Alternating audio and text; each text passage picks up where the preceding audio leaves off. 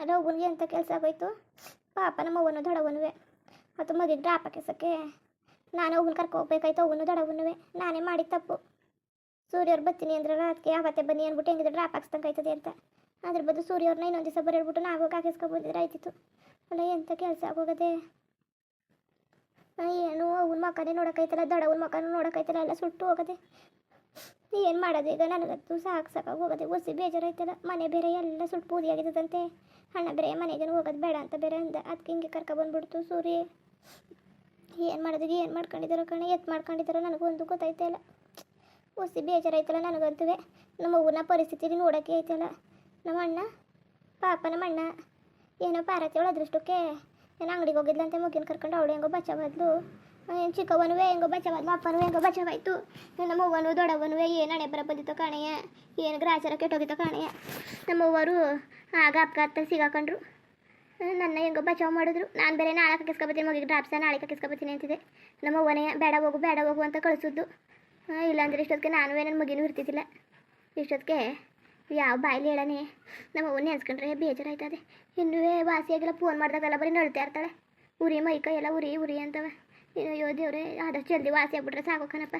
ನನಗಂತೂ ಉಣ್ಣಕ್ಕೆ ತಿನ್ನಕ್ಕೆ ಏನು ಸೇರ್ತಾನೆ ಇಲ್ಲ. ನನಗಾಗಿ ಎಷ್ಟು ಮಾಡೋಳೆ ನಮ್ಮವ್ವ. ಏನು ಮಾಡ್ತಿದ್ದೀರಾ? ಮಗು ಎಲ್ಲಿ? ಪಾಪುನ ಅತ್ತೆ ಕರ್ಕೊಂಡು ಹೋದ್ರು. ಅಲ್ಲ, ಯಾಕೆ ಬೇಜಾರಲ್ಲಿದ್ದೀರಾ? ಏನಾಯ್ತು? ನಾನು ಅವತ್ತು ಮನೇಲಿ ಇದ್ದಿದ್ರಿ ಏನು ಕತೆ, ಮಗುಗೆ ಡ್ರಾಪ್ ಹಾಕಿಸ್ಕೊಬರಕ್ಕೆ ಹೋಗೋದ ಅಂದ್ಬಿಟ್ಟು ಹೋದೋ. ಇಲ್ಲ ಅಂದಿದ್ರೆ ಇವತ್ತು. ನಂದಿನಿ ಅವರೇ, ಏನು ಮಾತಾಡ್ತಾ ಇದ್ದೀರಾ? ಆಗೋದೆಲ್ಲ ಒಳ್ಳೇದಕ್ಕೆ ಏನೇನೋ ಯೋಚನೆ ಮಾಡಬೇಡಿ. ಬಿಡಿ, ಏನೋ ಆಯಿತು, ಇನ್ನೇನು ಮಾಡೋಕ್ಕಾಗುತ್ತೆ. ಏನೋ ಜೀವಕ್ಕೇನು ಅಪಾಯ ಇಲ್ವಲ್ಲ, ವಾಸಿ ಆಗುತ್ತೆ ಬಿಡಿ. ಸುಟ್ಕೊಂಡಿರೋದಲ್ವಾ ಅದು, ಏನು ಸುಟ್ಕೊಂಡಿರೋದಲ್ಲ, ಅದ್ರ ಬಿಸಿ ಇದೆಯಲ್ಲ, ಬಿಸಿ ತಂದು ತಾಗಿರೋದು. ಒಂದು ಸ್ವಲ್ಪ ದಿವಸ ಅವ್ರಿಗೆ ನೋವಾಗುತ್ತೆ ಅಷ್ಟೇ. ಅದು ಬಿಟ್ಟರೆ ಜೀವಕ್ಕೇನು ಪ್ರಾಬ್ಲಮ್ ಇಲ್ಲ ಬಿಡಿ, ಆರಾಮಾಗಿ ವಾಸಿ ಆಗುತ್ತೆ. ಎಂತೆಂಥದ್ದು ಕಾಯಿಲೆ ಎಲ್ಲ ವಾಸಿ ಮಾಡ್ತಾರೆ. ಈ ಚಿಕ್ಕದು ಸಣ್ಣ ಪುಟ್ಟ ಗಾಯ ವಾಸಿ ಮಾಡೋಕ್ಕಾಗಲ್ವಾ? ಸುಮ್ಮನೆ ಇದಕ್ಕೆಲ್ಲ ತಲೆಗೆ ಹಾಕೋಬೇಡಿ, ಟೆನ್ಷನ್ ಮಾಡ್ಕೋಬೇಡಿ. ನೀವು ಸರಿಯಾಗಿ ಊಟ ಮಾಡ್ತಾಯಿಲ್ಲ, ಏನೂ ಇಲ್ಲ. ಎದ್ದು ನಡೀರಿ, ಊಟ ಮಾಡಿ ನಡೀರಿ. ಅದೇನು ಪ್ರಾಬ್ಲಮ್ ಆಗೋಲ್ಲ, ಜೀವಕ್ಕೆ ಏನು ತೊಂದರೆ ಆಗೋದಿಲ್ಲ, ಆರಾಮಾಗಿರ್ತಾರೆ. ನಾನು ಅವತ್ತು ಡಾಕ್ಟರ್ ಹತ್ರ ಎಲ್ಲ ವಿಚಾರಿಸ್ಕೊ ಬರಲಿಲ್ವಾ? ಏನೂ ತೊಂದರೆ ಇಲ್ಲ ಅಂತ ಹೇಳಿದ್ದಾರೆ. ಅಲ್ಲ, ಜೀವಕ್ಕೇನೋ ಅಪಾಯ ಇಲ್ಲ ಅಂತಂದರೆ ಸರಿ, ಆದರೂ ಉರಿತದಲ್ಲ, ಅದು ಮೈಕೈ ಎಲ್ಲ ಉರಿದದಂತೆ, ಅದು ತಡ್ಕೋಬೇಕಲ್ಲ ಅವರು. ಎಷ್ಟು ಬೇಜಾರಾಯ್ತದೆ ಗೊತ್ತಾ? ಅದೇ ನಿಮ್ಮ ಜೊತೆ ಒಂದು ವಿಚಾರ ಹೇಳ್ಬೇಕಾಯ್ತು. ಅದೇ ನಮ್ಮ ಅಣ್ಣವರು ಇದಿತ್ತಲ್ಲ ಮನೆ, ನೀವೇ ಬೊಗ್ಗೆ ಕಾಕೊಟ್ಟಿದ್ರಲ್ಲ, ಸುಟ್ಟೋಗ್ಬಿಟ್ಟದೆ. ಅದಕ್ಕೆ ಈಗ ಏನು ಮಾಡೋದು? ಅಣ್ಣ ಬಾಡಿಗೆಗೆ ಮನೆ ಹುಡುಕ್ತವನೆ. ಪಾಪ ಬಾಡಿಗೆಗೆ ಕಟ್ಟೋಕ್ಕೆಲ್ಲ ಕಷ್ಟ ಆಯ್ತದೆ. ಒಂದು 5 ಲಕ್ಷ ಕೊಡಿ, ಸಾಲ ಅಂತಲೇ ಕೊಡಿ, ಮೇಲೆ ಕೊಡ್ತಾರಂತೆ. ಮನೆ ಅಡ್ವಾನ್ಸ್ ಕೊಡೋಕ್ಕೆ ಅವರು ಇನ್ನೂ ಒಂದು 6 ತಿಂಗಳು ಆಯ್ತದೆ. ನಮಗೂ ಈಗ ಲಾಸ್ ಆಗದೆ. ನಾವೇ ಮನೆ ಮೇಲೆ ಇನ್ಸೂರೆನ್ಸ್ ಮಾಡಿದ್ದೋ, ಇನ್ಸೂರೆನ್ಸ್ ಎಲ್ಲ ತಗೊಂಡು ಆಮೇಲೆ ನಾವು ಕೊಡ್ತೀವಿ ದುಡ್ಡು ಅಂತ ಇದ್ದಾರಂತೆ. ಅದನ್ನ ವಾಪಸ್ ಕೊಡ್ತಾರೆ. ಇದನ್ನ ಒಂದು 5 ಲಕ್ಷ ಸಾಲ ಅಂತ ಕೊಡಿ, ಬೊಗ್ಗೆ ಕಾಕೊಳ್ಳಿ ಮನೆಯ. ನಮ್ಮ ಅಣ್ಣನೂ ಕಷ್ಟಪಡ್ತಾವನೆ. ಅವನು ಎಲ್ಲಿ ಅಂತ ಮನೆಯೆಲ್ಲ ಬಾಡಿಗೆ ಕಟ್ಕೊಂಡು ಎಲ್ಲಿ ಕೂತ್ಕೊಂಡನು. ಆಮೇಲೆ ಅವನು ಮನೆಗೇನೆಲ್ಲ ಕಟ್ಟಬೇಕು, ಬಾಡಿಗೆ ಕಟ್ಕೊಂಡ್ರೆ ಅವನಿಗೂ ಹಿಂಸೆ ಆಯ್ತದೆ. ಅದಕ್ಕೆ ಏನಾದ್ರು ಸಹಾಯ ಮಾಡೋದಿದ್ರೆ ಹೊಸಿ ಮಾಡಿ. ಅದನ್ನೇ ಕೇಳೋದು ಅನ್ಕೋತಾ ಇದ್ದೆ. ಆಮೇಲೆ ಎಲ್ಲಿ ಬೇಜಾರು ಮಾಡ್ಕೊಬಿಟ್ಟರು. ಸುಮ್ಮನೆ ದುಡ್ಡು ಅಂತೇಳಿ ನಂದಿನಿ ಅಂದ್ಬಿಟ್ಟು ನಾನು ಏನೂ ಅನ್ನಿಲ್ಲ. ಇನ್ನೇನು ಮಾಡೋದು? ಕಷ್ಟ ಅಂದರೆ ನನಗೂ ಬೇಜಾರಾಯ್ತದೆ. ನಮ್ಮ ಅಪ್ಪನ ಮನೆ ಕಷ್ಟನೂ ಕಣ್ಣಲ್ಲಿ ನೋಡೋಕ್ಕಾಗಲ್ಲ. ನಾನು ಕೆಲಸಕ್ಕೆಲ್ಲರೂ ಹೋಗಿದ್ರೆ ನಾನು ಸಹಾಯ ಮಾಡ್ಬೋದಾಗಿತ್ತು. ನಾನು ಎಲ್ಲಿಗೂ ಹೋಯ್ಕಿಲ್ವಲ್ಲ. ನಿಮ್ಗೆ ಕೇಳ್ದೇ ಬೇರೆ ವಿಧಿ ಇಲ್ಲ. ಏನು ಬೇಜಾರು ಮಾಡ್ಕೋಬೇಡಿ. ಹೆಂಗಾರು ಮಾಡ್ಬಿಟ್ಟು ದುಡ್ಡಿದ್ರೆ ಕೊಡಿ, ಒಂದು 5 ಲಕ್ಷವ. ಅತ್ತೆಗಿತ್ತೆಗೇನು ಹೇಳೋಕೆ ಹೋಗ್ಬೇಡಿ. ಆಮೇಲೆ ಅವ್ರು ಬೇಜಾರು ಮಾಡ್ಕೊತಾರೆ. ಸಂಜೆ ಗಂಟೆ ಅಪ್ಪನ ಮನೆ ಅಂತಾಳೆ ಅಂತ. ಒಂದು 5 ಲಕ್ಷ ಇದ್ದರೆ ಕೊಡಿ, ಸಾಲ ಕೊಡಿ. ಹೇಳ್ತೀನಿ ನಾನು ಅಣ್ಣಂಗೆ. ಅವರು ಬೇರೆ ಮನೆಗೆ ಕಟ್ಕೊಂಡು ಬೇರೆ ಮನೆಗೆ ಹೋಯ್ತಾರಲ್ಲ, ಹಾಗೆ ದುಡ್ಡು ವಾಪಸ್ಸು ನಿಮಗೆ ಕೊಟ್ಬಿಡ್ತಾರೆ. ನಾನೇನು ಹೇಳಿಲ್ಲ ಅಣ್ಣನ ಕೇಳ್ತೀನಿ ಇವ್ರನ್ನ ಸಾಲಾಗಿಲ್ಲ ಅಂದರೆ ಅಣ್ಣ ಬೇಡ ಕೇಳಬೇಡ ಅಂತಾನೆ. ಅದಕ್ಕೆ ನಾನೇನು ಅಣ್ಣನಿಗೇನು ಹೇಳಿಲ್ಲ. ಅವನು ಬೇಡ ಅಂತಾಳೆ, ಏನು ಕೇಳೋದೇನು ಬೇಡ ಅಂತ. ನಾನೇ ಅವ್ರ ಕಷ್ಟ ನೋಡೋಕ್ಕಾಯ್ತಲ್ಲ, ಕೇಳೀನಿ. ಇದ್ರೆ ಹೆಂಗಾರು ಮಾಡಿಕೊಡಿ. ನಂಗೆ ಭಾರಿ ಬೇಜಾರಾಗ್ಬಿಟ್ಟದೆ. ಏನು ಮಾಡೋರು ಪಾಪ ಅವ್ರ ತಾನೆಯ. ಅಲ್ಲ ನಂದಿನಿ ಅವರೇ, ಈ ಟೈಮಲ್ಲಿ ನೀವು ನಾನು ಕೇಳ್ತಾ ಇದ್ದೀರಲ್ಲ, ಎಷ್ಟು ಇವಾಗ ನಾನು ಎಲ್ಲರಿಗೂ ಸ್ಯಾಲ್ರಿ ಎಲ್ಲ ಹಾಕಬೇಕು. ಆಮೇಲೆ ಈ ಸಲ ಈ ಮಂತ್ ಸಿಕ್ಕಾಬಿಟ್ಟೆ ಲಾಸ್ ಆಗ್ಬಿಟ್ಟೈತೆ ನನಗೆ. ಫ್ಯಾಕ್ಟ್ರಿಲಿ ಏನಂದರೆ ಏನೂ ಲಾಭ ಇಲ್ಲ. ಅದು ಅದನ್ನು ದಿಢೀರಂತ ಹಿಂಗೆ ಕೇಳ್ತಾ ಇದ್ದೀರಲ್ಲ. ಒಂದು 15 ದಿನ, ಒಂದು ತಿಂಗಳಾದರೆ ನೋಡಿ, ಬೇಕಾದ್ರೆ ಹಿಂಗಾದರೂ ಅರೇಂಜ್ ಮಾಡಿ ಕೊಡ್ತೀನಿ. ಅವ್ರಿಗೆಲ್ಲ ಸ್ಯಾಲ್ರಿ ಎಲ್ಲ ಹಾಕಿಲ್ಲ ನಾನು. ಲಾಸ್ಟ್ ಮಂತ್ದು ಹಾಕ್ಬೇಕಿತ್ತಲ್ಲ, ಅವ್ರು ಸ್ಯಾಲ್ರಿನೂ ಹಾಕಿಲ್ಲ, ಏನೂ ಹಾಕಿಲ್ಲ. ಅದು ಅಲ್ಲದೆ ಸಿಕ್ಕಾಬಟ್ಟೆ ಲಾಸ್ ಆಗೋಯ್ತು. ಲಾಸ್ಟ್ ಮಂತು 2 ಮಂತು ಸಿಕ್ಕಾಬಟ್ಟೆ ಲಾಸ್ ಆಗೋಯ್ತು. ಏನೂ ಪ್ರಾಫಿಟ್ ಇಲ್ಲ. ನಮ್ಮ ಕೈಯಾರ ಎಲ್ಲ ಹೋಯ್ತು. ಅದಕ್ಕೆ ಏನು ಮಾಡೋದು ಒಂದು ಗೊತ್ತಾಗಲಿಲ್ಲ. ನೀವು ನೋಡಿದ್ರೆ ಈ ಪರಿಸ್ಥಿತಿಲಿ ಬೇಕಾದ್ರೆ ಒಂದು 15 ದಿನ, ಒಂದು ತಿಂಗಳು ಹೆಂಗಾದ್ರೂ ಅರೇಂಜ್ ಮಾಡೋಕ್ಕೆ ಹೇಳಿ. ಇಲ್ಲಾಂದರೆ ಬೇಕಾದ್ರೆ ಹೇಳಿ ಒಂದು 2 ತಿಂಗಳು ಬಾಡಿಗೆ ಇರಲಿ, ಅವ್ರು ಬಾಡಿಗೆ ಮನೆ ಮಾಡಿಕೊಂಡು ಯಾವಾಗ ಬೇಕು ಮನೆ ಅದಕ್ಕೆ. ಇನ್ನೊಂದು 2 ತಿಂಗಳಾದಮೇಲೆ ನಾನು ದುಡ್ಡು ಅರೇಂಜ್ ಮಾಡ್ಕೊಡ್ತೀನಿ. ಆವಾಗ ಬೇಕಾದ್ರೆ ಬೋಗ್ಗೆ ಮಾಡ್ಕೊಳ್ಳಿ. ಇವಾಗ ದುಡ್ಡು ಅರೇಂಜ್ ಮಾಡೋದಕ್ಕೆ ಕಷ್ಟ ಆಗುತ್ತಲ್ಲ. ನಾನು ಸ್ಯಾಲ್ರಿಗೆ ದುಡ್ಡು ಅರೇಂಜ್ ಮಾಡ್ತಾಯಿದ್ದೀನಿ ಅವ್ರಿಗೆಲ್ಲ. ಸೂರ್ಯ ಅವ್ರು ಹೆಂಗೆ ಅನ್ಬೇಡಿ, ಹೆಂಗಾರು ಅರೇಂಜ್ ಮಾಡಿಕೊಡಿ. ಅಲ್ಲ, ನೀವು ಹಿಂಗೆ ಅಂದ್ಬಿಟ್ರೆ ಹೆಂಗದದು? ಹೆಂಗಾರು ಅರೇಂಜ್ ಮಾಡಿಕೊಡಿ ಆದಷ್ಟು. ಒಂದು 2 ತಿಂಗಳು ಅಂತಿದ್ರಲ್ಲ, ಬೇಗ ಅರೇಂಜ್ ಮಾಡಿಕೊಡಿ. ಅಣ್ಣಂಗೆ ನಾನು ಏನು ಹೇಳೋಕ್ಕಾಗಲ್ಲ. ಆಮೇಲೆ ಅಣ್ಣ ಬೇಜಾರು ಮಾಡ್ಕೊತಾನೆ. ಇಲ್ಲದೆ ಹೋದ್ರೂ ಕೇಳ್ತಾಳಲ್ಲ ಕಾಸ ಅರ್ಥ ಬಾವುಂತ ಕೇಳಬೇಡ ಅಂತ ಇರ್ತಾನೆ ಅಣ್ಣ. ಸುಮ್ಮನೆ ಸಣ್ಣ ಪುಟ್ಟಕ್ಕಾದ್ರೂ ಏನಾರು ಈಸ್ಕೊಡ್ತೀನಿ ಹಂಗೆ ಹಿಂಗೆ ಅಂದರೆ ಬಿಸ್ನೆಸ್ಗೆಲ್ಲವ ಬೇಡ ಅಂತ ಇರ್ತಾನೆ ಅಣ್ಣ ಈಸ್ಕೊಳಕ್ಕಿಲ್ಲ. ಅದಕ್ಕೆ ಈಗಲೇ ದಿಢೀರಂತ ದುಡ್ಡು ತಗೊಕೊಟ್ರೆ ಹೆಂಗೋ ಈಸ್ಕೊಳಕ್ಕಾರು ಈಸ್ಕೊತಾನೆ. ಅದಕ್ಕೆ ಏನು ಮಾಡೋದು ಅಂತ ನನಗೊಂಚೂರು ಗೊತ್ತಾಗಿಲ್ಲ. ಅದಕ್ಕೆ ತಳು ಕೇಳೋದ ಹೆಂಗಾರು ಅಂದ್ಬಿಟ್ಟು ಹಂಗೆ ಕೇಳಿದೆ. ರಾತ್ರಿ ಎಲ್ಲ ಬರೀ ಅದನ್ನ ಯೋಚನೆ ಮಾಡಿದೆ. ಮನೇನೂ ಇಲ್ಲ, ಏನು ಹಳೆ ಮನೆ ಇತ್ತಲ್ಲ ಅದನ್ನ ಇಲ್ಲಿ ಇತ್ತಿತ್ತಿಲ್ಲ ಸುಮಾರು ದಿವಸದಿಂದ ಮನೇಲಿ ಇಲ್ದಾನೆ ಮನೇನೂ ಸರಿಯಾಗಿ ನೋಡ್ಕೊಂಡಿಲ್ಲ, ಹಾಳಾಗ್ಬಿಟ್ಟದೆ. ಅದನ್ನೂ ರೆಡಿ ಮಾಡಿಸ್ಬೇಕು. ಅದಕ್ಕೆ ಅದು ರೆಡಿ ಮಾಡಿಸ್ಕೊಂಡು ಅದು ಹೋಗೋ ತನಕ ಭಾರಿ ದಿವಸ ಆಯ್ತದೆ. ಅದಕ್ಕೆ ಏನಾರು ದುಡ್ಡು ಗಿಟ್ಟು ಕೊಟ್ಟರೆ ಅವ್ನು ಹೋಗಿ ಕರು ಹಾಕೊಂಡು ಹೆಂಗೋ ಇರ್ತಾರೆ.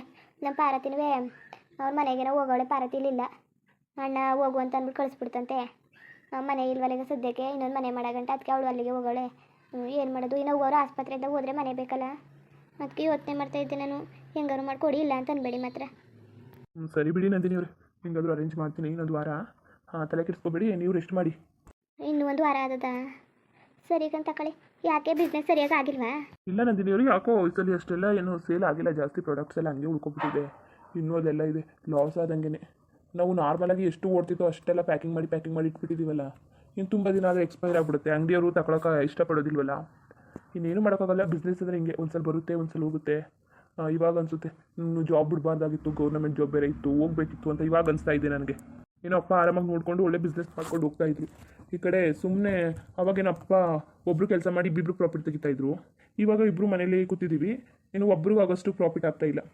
ಸುಮ್ಮನೆ ವೇಸ್ಟಾಗಿ ನಾನು ಎಲ್ಲನೂ ವೇಸ್ಟ್ ಮಾಡ್ಕೊಂಡೆ ಅನಿಸುತ್ತೆ. ಅಮ್ಮನೂ ಸಿಕ್ಕಾಪಟ್ಟೆ ಹೇಳಿದ್ರು, ನೀವೆಲ್ಲ ಹೇಳಿದ್ರಿ ಬೇಡ ಗೌರ್ಮೆಂಟ್ ಜಾಬಿಂದ ಬಿಡೋದು ಬೇಡ ಅಂತ. ಹೇಳಿದ ಮಾತು ಕೇಳಲಿಲ್ಲ. ಬಿಡಿ, ಬೇಜಾರು ಮಾಡ್ಕೋಬೇಡಿ. ಬಿಸ್ನೆಸ್ ಇವತ್ತು ಲಾಭ ಇದ್ದರೆ ನಾಳೆಗೆ ಲಾಸ್ ಆಯ್ತದೆ. ಇವತ್ತು ಲಾಸ್ ಆಗಿರೋ ನಾಳೆಗೆ ಲಾಭ ಸಿಗ್ತದೆ. ತಲೆ ಕೆಡಿಸ್ಕೋಬೇಡಿ, ಅದನ್ನೇ ನಂಬಿದ್ದೀರಿ ತಾನೆ. ಆಗಲಿಂದ ಅದರಲ್ಲೇ ತಾನೇ ಜೀವನ ಮಾಡ್ಕೊ ಬಂದಿರ್ತಾನೆ. 1 ತಿಂಗಳೇನೋ ಲಾಸ್ ಆಗೋದೆ ಅಷ್ಟೇ. ಬಿಡಿ, ತಲೆಯ ಕೆಡಿಸ್ಕೊಂಡಿರಿ. ಸುಮ್ಮನೆ ಎಸೆಯೋದು ಬದಲು ಏನು ಮಾಡಿರಿ, ಅದನ್ನ ಎಸ್ಬಿಟ್ಟಿರಾ? ಇಲ್ಲ, ಅದಕ್ಕೆಲ್ಲ ಇನ್ನೂ ಒಂದು 2-3 ತಿಂಗಳು ಎಕ್ಸ್ಪೈರಿ ಡೇಟ್ ಐತೆ. ಅದಕ್ಕೆ ಸುಮ್ಮನೆ ವೇಸ್ಟ್ ಮಾಡೋದು ಬದಲು ಬೈ 1 get 1 ಫ್ರೀ ಕೊಟ್ಬಿಡೋಣ ಅಂದ್ಕೊಂಡಿದ್ದೀವಿ. ಅಲ್ಲ, ಲಾಸ್ ಆಗ್ಬಿಡ್ತದಲ್ಲ. ಹೆಂಗಿದ್ರು ಲಾಸ್ ಆಗಂತೆ ಲಾಸ್ ಆಗುತ್ತೆ. ಏನು ಯೂಸ್ ಆದರೂ ಮಾಡ್ಕೊಳ್ಳಿ, ಬೈ 1 get 1 ಕೊಟ್ಬಿಡೋಣ ಅಂದ್ಕೊಂಡಿದ್ದೀನಿ. ಇನ್ನೇನು ಮಾಡೋಕ್ಕಾಗೋದಿಲ್ಲ. ಸುಮ್ಮನೆ ಚೆಲ್ಲೋದು ಬದಲು ಯೂಸ್ ಆದರೂ ಮಾಡ್ಕೊತಾರೆ. ಸರಿ, ದುಡ್ಡಿಗೇನು ಯೋಚನೆ ಮಾಡಬೇಡಿ, ನಾನು ಒಂದು ವಾರದೊಳಗೆ ರೆಡಿ ಮಾಡ್ತೀನಿ. ಅಷ್ಟರೊಳಗೆ ಏನಾದರೂ ಅರೇಂಜ್ ಮಾಡೋಕ್ಕೆ ಬೇಕಾದರೆ ಒಂದು 5-10 ಸಾವಿರ ಬೇಕಾದರೆ ಕೊಡ್ತೀನಿ ಸದ್ಯಕ್ಕೆ. ಆಮೇಲೆ ಒಂದು 5 ಲಕ್ಷ ಅರೇಂಜ್ ಮಾಡ್ತೀನಿ. ಅದು ದೊಡ್ಡ ಅಮೌಂಟ್ ಅಲ್ವಾ? ಚಿಕ್ಕದು ಸಣ್ಣ ಪುಟ್ಟ 50 ಸಾವಿರ ಹಂಗಿದ್ರೆ ನಾಳೆಗೆ ಅರೇಂಜ್ ಮಾಡಿಬಿಡ್ತಿದ್ದೆ. ಅಷ್ಟೇನು ಆ ಮನೆಗೆ ಅಡ್ವಾನ್ಸ್ ಕೊಡೋಕ್ಕೆ ಬಾಡಿಗೆಗೆ ಸಾಕಾಯ್ತದೆ, ಆದರೆ ಭೋಗ್ಯಕ್ಕಾಗಬೇಕಲ್ಲ, ಅದಕ್ಕೆ. ಸರಿ, ಹೋಗಿ ಊಟ ಮಾಡಿ ಹೋಗಿ. ಇಂಜಿನಿಯರೇ ಬನ್ನಿ, ನೀವು ಊಟ ಮಾಡ್ಕೊಳ್ಳಿ. ಇಲ್ಲ ಕಟ್ ಹೋಗಿ, ನನಗೆ ಊಟ ಬೇಡ, ಆಮೇಲೆ ಮಾಡ್ತೀನಂತೆ ನಾನು. ದುಡ್ಡೆಲ್ಲ ಕೊಡ್ತೀನಿ ಅನ್ನಲ್ಲ, ಬನ್ನಿ, ಯಾಕೆ ತಲೆ ಕೆಡಿಸ್ಕೊಂತೀರಾ? ನನಗಂತೂ ಬೇಜಾರೇ ಆಗ್ಬಿಟ್ಟದೆ. ಏನು ಮಾಡೋದು, ಹೋಗೋರು ಮನೆ ಆದಮೇಲೆ ಹೋಗೋಣ ವಾಪಸ್ಸು ಮನೆಗೆ. ಸುಮ್ಮನೆ ಬೇಡ ಬಿಡಿ. ಸುಮ್ಮನೆ ಅಲ್ಲಿಗೆ ಬೇರೆ ಇನ್ನೊಂದ್ಸಲ ಏನು ಮಾಡೋಕ್ಕೆ ಹೋಗ್ತೀರಾ? ಅಲ್ಲಿ ನಿಮ್ಮ ಅಮ್ಮನಿಗೆ ಹುಷಾರಿರೋದಿಲ್ಲ. ಇನ್ನು ಅವರೇ 200 ರಿಕವರಿ ತುಂಬ ದಿನ ಬೇಕಾಗುತ್ತೆ. ಅಲ್ಲೋಗಿ ನೀವೇನು ಮಾಡ್ತೀರಾ? ಆರಾಮಾಗಿಲ್ಲ ಇರಿ. ಸರಿ ಬಿಡಿ. ಆಮೇಲೆ ಮರ್ತ್ಕಿರ್ಕೋಬೇಡಿ ದುಡ್ಡಿಗೆ. ಆಮೇಲೆ ಇಲ್ಲಾಂದರೆ ಕೊನೆ ಪಕ್ಷ ಒಂದು 50,000 1 ಲಕ್ಷನಾರು ಕೊಡಿ. ಬಾಡಿಗೆಗಾದರೂ ಇರ್ತಾರೆ, ಅಡ್ವಾನ್ಸ್ ಕೊಟ್ಬಿಟ್ಟು. ಇನ್ನು ಮನೆ ಸಾಮಾನೆಲ್ಲ ಹಾಳಾಗ್ಬಿಟ್ಟವೆ, ಅವನ್ನೆಲ್ಲ ತಗೋಬೇಕು. ಪಾಪ ಅಣ್ಣನ ಹತ್ರನೂ ದುಡ್ಡಿಲ್ಲ, ಅವನು ಸಾಲನೇ ತೀರ್ಸ್ತಾ ಕೂತವನೆ. ಇನ್ನು ಏನು ಮಾಡೋಣ, ಮನೇಲಿ ಒಂದು ಸಾಮಾನು ಇಲ್ಲ, ಎಲ್ಲ ಪುಟ್ಟಿಗೆ ಬೆಂದಾಗ್ಬಿಟ್ಟವೆ. ಪಾಪ ನಮ್ಮ ಅಣ್ಣಂಗೆ ಎಂಥ ಪರಿಸ್ಥಿತಿ ಬಂದ್ಬಿಡ್ತು. ನನಗಂತೂ ಹೊಸಿ ಬೇಜಾರಾಯ್ತು ಇಲ್ಲ. ಮುಂದುವರಿಯುವುದು ಹಂಗೆ ವಿಡಿಯೋ ಹೆಂಗಿತ್ತು ಅಂದ್ಬಿಟ್ಟು ದಯವಿಟ್ಟು ಕಮೆಂಟ್ ಮಾಡಿ ತಿಳಿಸಿ. ಇನ್ನು ನಮ್ಮ ಚಾನಲ್ಗೆ ಸಬ್ಸ್ಕ್ರೈಬ್ ಮಾಡ್ಕೊಂಡಿಲ್ಲ, ದಯವಿಟ್ಟು ಸಬ್ಸ್ಕ್ರೈಬ್ ಮಾಡ್ಕೊಂಡು ನೋಡಿ. ಹಾಗೆ ಲೈಕ್ಟಿಗೂ ಸಪೋರ್ಟ್ ಮಾಡಿ. ಎಲ್ಲರಿಗೂ ಧನ್ಯವಾದಗಳು, ನಮಸ್ಕಾರ. ಇಷ್ಟ ಆದರೆ ಲೈಕ್ ಕೊಟ್ಬಿಡಿ. ಬರೋದ ಮತ್ತೆ.